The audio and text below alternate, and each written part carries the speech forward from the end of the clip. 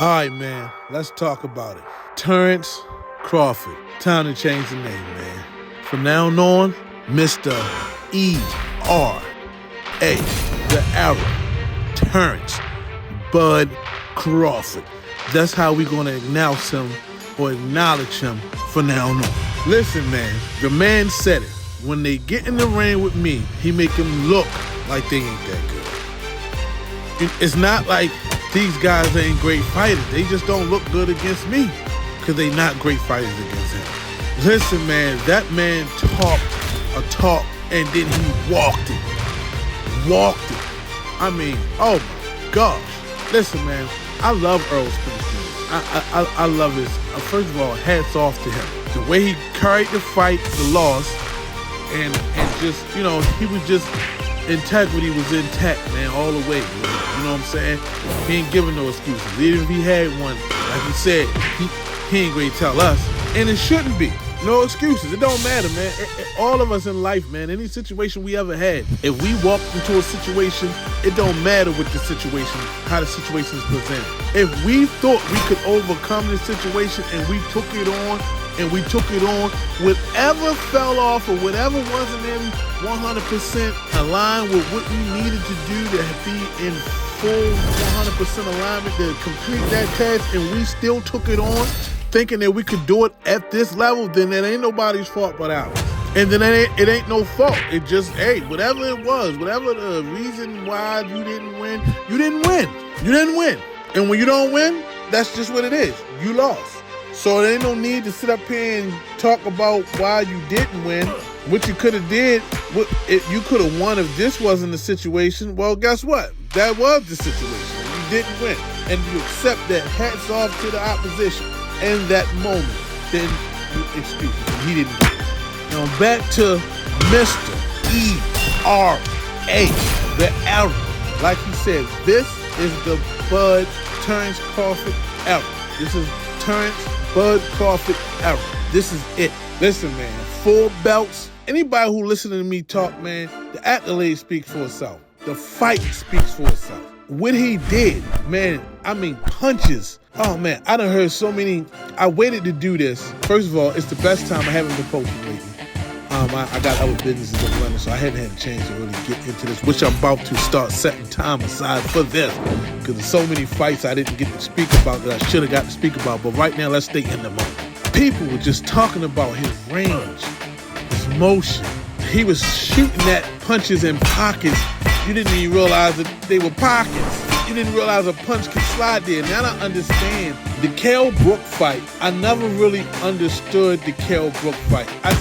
The punch didn't look like it hurt Kell. It didn't look that serious when I seen the fight. I was like, what? He dropped that? It was over? But like they say, it ain't the punches that you see that hurt you. It's the punches that you don't see. And when that punch is short, I don't care what punch I hit you with, any person out here.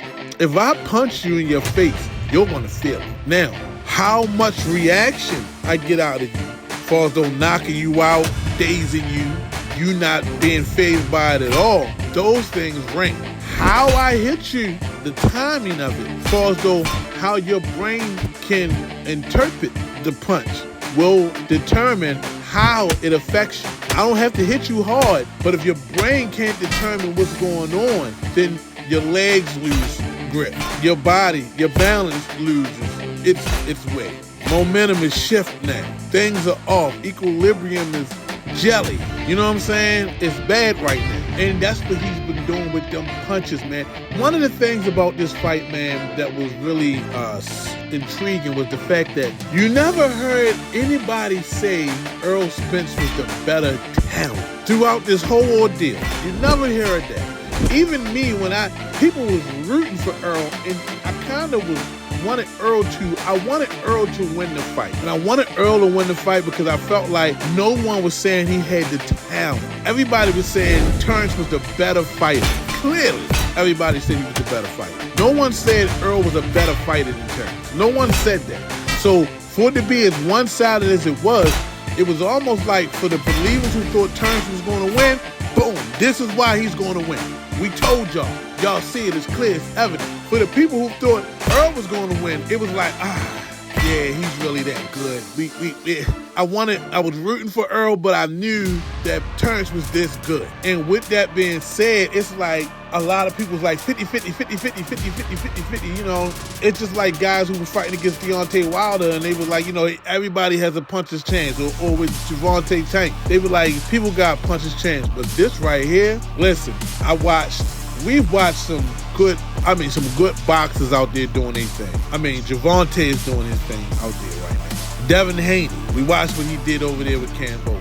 We watching Frank Martin. We watching Jerron Booth Ennis. We're watching Shakur Stevenson, the real big baby. I forget his name. You know, we're watching up and coming young guys, or not even up and coming young guys, known guys, solidify positions, just keep growing, dominate divisions, and I mean, doing it in spectacular fashion right now. And 2023 and the end of 2022. And let's not forget, Clarissa Shields and Erica Baumgardner. I mean, they out here doing their thing too. Let's not forget the woman's side, because Clarissa Shields, yes. But with all that being said, and for the women's boxing right now, we have a name for her, and it's called the GOAT. But in the men's side, right now, the talks, everybody calling him pound for pound, the 4 belts, the unified, undisputed, 2-weight class. He has set the tone. He's standing at the top of the mountain right now in a space no one has ever stood on. He's created a new summit, a new peak, a new zenith. He's created a space. When you do that and document things of that nature and propel the sport in such a fashion, when you claim this is the Terence Bud Crawford era, you have to name him Mr. E.R.A, the era, Terence Bud Crawford. This is BreakingNews.com. I'm signing out. I'm your host, Spills. And I just spilled it. And it ain't an accident. Signing off.